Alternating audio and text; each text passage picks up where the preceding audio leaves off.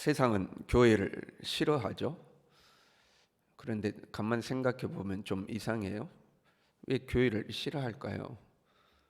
교회가 세상에 해악을 끼치지 않죠. 정상적인 교회는 사랑을 가르치고 용서를 가르칩니다. 인간의 삶을 더 인간답게 만들죠. 생명이 얼마나 고귀한 것인지, 신분의 귀천과 상관없이 인간의 존엄함을, 하나님의 작품임을 성경은 가르치고 교회는 가르치죠. 우리가 매일 여러분 설교를 듣잖아요. 또 주일마다 설교를 듣고, 이것이 별것 아닌 것 같지만 굉장히 중요합니다. 보통의 이제 불신자들 중에, 보통의 사람들 중에 자기의 내면을 성장시키는 강연을 듣는다거나 책을 읽는다거나 그런 경우가 굉장히 드뭅니다. 대부분은 TV 보고 뭐 드라마 보고 그렇게 지내는 거잖아요. 인격에 대해서, 인간의 어떤 성품에 대해서, 제 본성에 대해서 그런 것들에 대한 이야기를 듣지 않죠. 또 우리가 어떻게 살아야 인간다운 것인가. 근데 우리는 매주 설교를 듣고 매일 설교를 듣고 말씀을 읽고 하지 않습니까? 그것이 우리의 내면의 성장, 인격의 성장에 있어서 굉장히 도움이 되죠. 교회는 사람을 사람답게 만드는데 굉장히 어떤 긍정적인 작용을 합니다. 거기다가 우리가 이제 신앙적으로 보면 우리로 하여금 죄의 이 본성을 이기고 영혼의 구원을 받도록 하는 그러한 역할을 교회는 하죠. 그런데 왜 교회를 싫어할까? 물론 세상에는 이상한 교회도 존재합니다.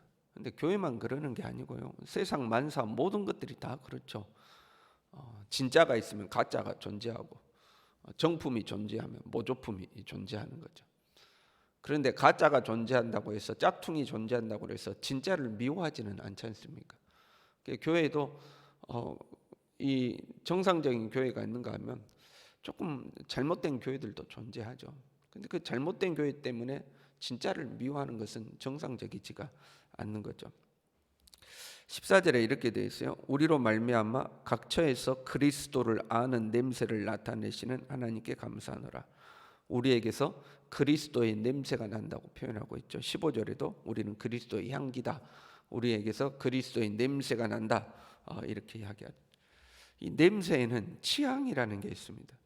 좋아하는 냄새가 있고 여러분 싫어하는 냄새가 있죠.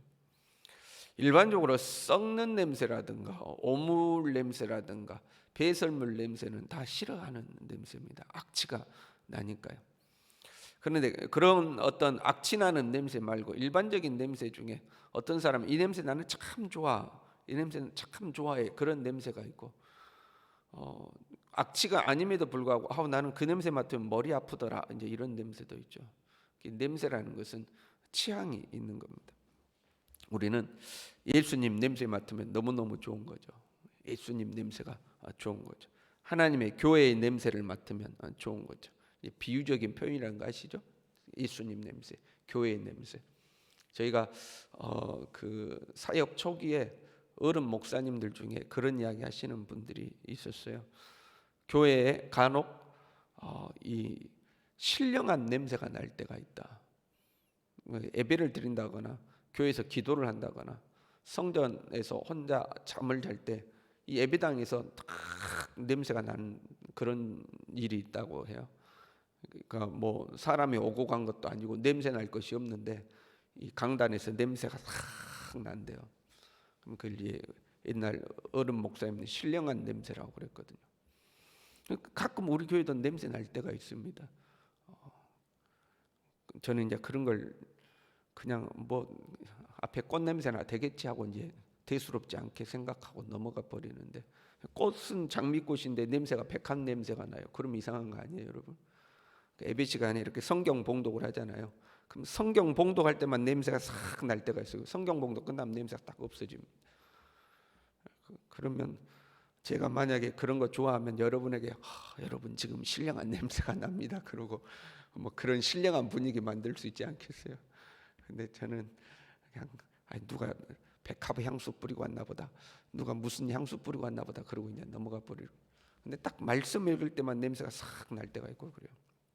아무튼 우리는 그런 어떤 이상 신비한 거 그런 것 말고 교회가 좋고 예수님이 좋고 찬양이 좋고 복음이 좋고 은혜가 좋고 우리는 이제 그런 게 좋은 거잖아요. 이 냄새라는 본문에서 쓰는 냄새라는 단어는요, 하나님께 제사 드릴 때 나는 냄새, 그 냄새하고 같은 단어예요. 그러니까 예배 드릴 때 나는 냄새, 그 예배의 냄새가 우리는 좋은 거죠. 예배의 냄새가.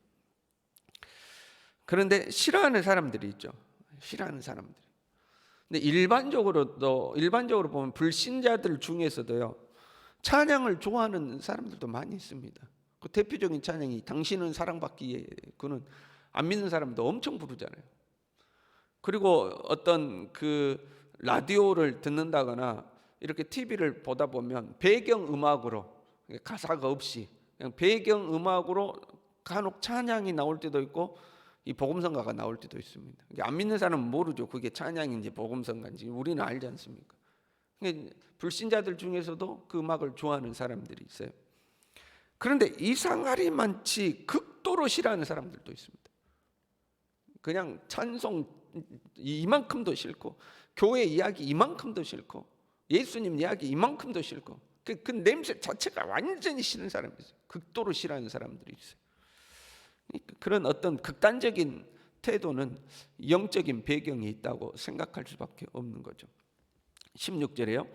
이 사람에게는 사망으로부터 사망에 이르는 냄새요, 저 사람에게는 생명으로부터 생명에 이르는 냄새라. 똑같은 냄새인데 어떤 사람에게는 사망의 냄새로 맡아지고 어떤 사람에게는 생명의 냄새로 맡아진다는 거예요.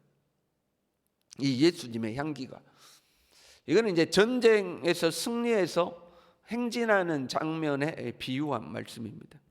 로마 황제나 장군들이 전쟁에서 승리하잖아요. 그러면 이제 다시 로마로 들어올 거 아닙니까? 개선 행군을 하는 거죠. 그때 일부러 포로로 잡은 이 포로들을 딱 데리고 가면서 개선 행군을 했다고 그래요. 이 구경꾼들에게, 군중들에게 구경거리를 제공하는 거죠. 자기들이 이겼고 포로 잡았다 하고 이제 포로를 끌고 가면서 개선 행군을 하는 겁니다. 그러면 그때 군중들이 나와서 길 옆으로 향을 피웠다고 그럽니다. 그래서 그 행진하는 행사가 이제 향기롭게 만드는 거죠. 그때 승리한 사람들에게는 이 향기가 생명의 냄새죠. 전쟁이 끝나고 내가 죽지 않고 살아남았다는 그 생명의 냄새인 거죠.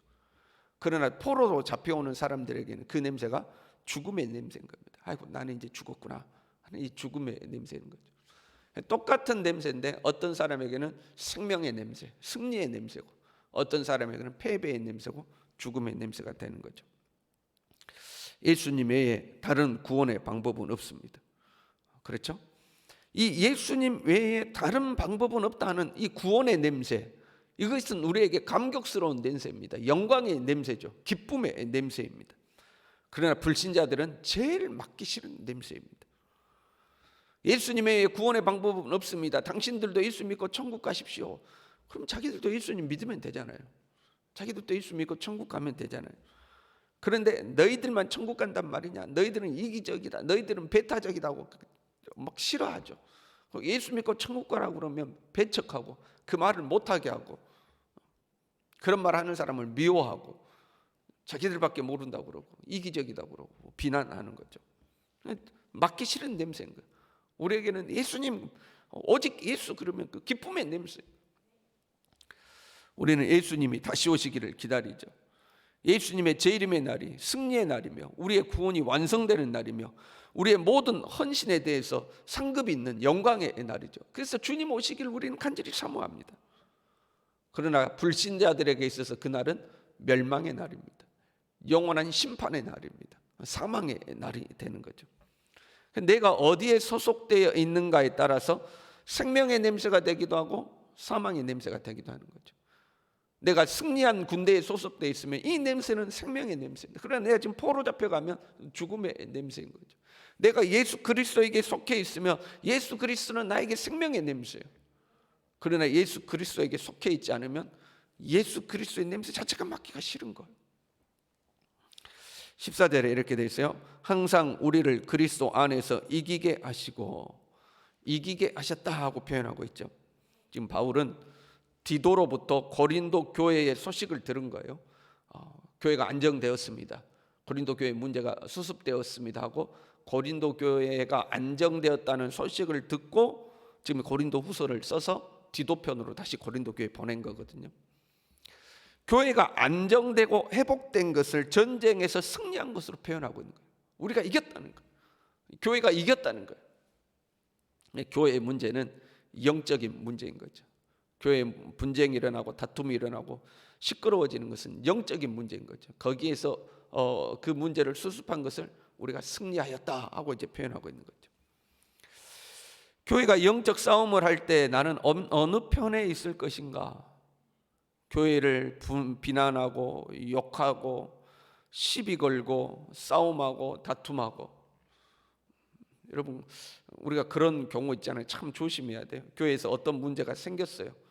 그러면 그걸 가슴 아파하고 하나님 앞에 엎드려 기도하고 교회가 평안하기를 기도하고 어떻게 해서든지 화목해하는 자가 되어서 화해를 시키고 분쟁을 해결하고 하나 되게 하려고 힘쓰는 사람이 있는가 하면, 교회의 어떤 문제를 바라보고 자기는 한 발짝 뒤로 물러서서 그 교회를 비난하고 욕하고 밖에 나가서 소문을 퍼뜨리고 다니고 자기는 마치 그 교회에 소속되지 않고 나는 그런 사람이 아니고 나는 홀로 경건한 사람인 것처럼 욕하고 이런 경우들이 있는 거죠. 그런데 그러한 사람들은 주님이 다시 오실 때에 주님이 오심이 사망의 냄새가 될 수도 있는 거예요. 왜? 주님의 몸된 교회를 자기는 비난하고 욕하고 시비 걸고 분쟁하고 그렇게 살았으니까. 그런데 환난과 핍박 속에서도 교회를 사랑하고 교회를 지키고 교회에 헌신한 사람들은 주님의 오심이 생명의 냄새가 되는 거죠. 내가 어느 편에 있는가? 이것이 생명이 될 수도 있고 사망이 될 수도 있어요. 그러면 여러분 이걸 한번 거꾸로 뒤집어 봐요. 오늘 주님이 오신다면 여러분 어떨 것 같아요? 오늘 주님이 오신다. 아이고 오늘은 안 되는데 내가 아직 좀 주님 앞에 찔리는 게 있는데, 주님이 오심이 기쁨의 냄새가 되지 않고 주저하게 되고 망설이게 되고 아이고 안 되는데 그러면 지금 뭔가 하나님 앞에 잘못 살고 있는 거죠. 오늘 주님이 오신다 그러면 할렐루야, 주님 오시는 냄새, 향기로운 냄새, 기쁨의 냄새, 영광스러운 냄새, 어서 오시옵소서, 아멘 주 예수여 어서 오시옵소서. 그러면 내가 주님 앞에 지금 잘 살고 있는 거예요. 근데 아이고 안 돼, 오늘 안 돼, 이러면 내가 뭔가 문제가 있는 거죠. 신앙생활에 여러분 즐거움을 잃어가면 안 돼요. 신앙의 맛을 잃어가고 신앙의 향을 잃어가면 안 되는 거죠. 하나님의 선하심을 맛보아 알지어다 그랬잖아요.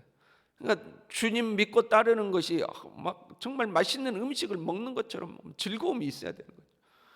예수님을 믿고 경건의 삶을 사는 것이 내가 가장 좋아하는 향기를 맡는 것처럼, 향기로운 향을 맡는 것처럼 이 달콤해야 되는 거죠. 그런데 경건의 삶에 맛도 없고 더 이상 이 경건의 냄새도 맡기 싫고 이러면 안 되는 거죠. 주님의 냄새가 좋고 경건의 냄새가 좋고 헌신의 냄새가 좋고 주를 위하여 살아가는 삶에 즐거움이 있는 저 여러분이 될 수 있기를 간절히 바랍니다. 기도하겠습니다.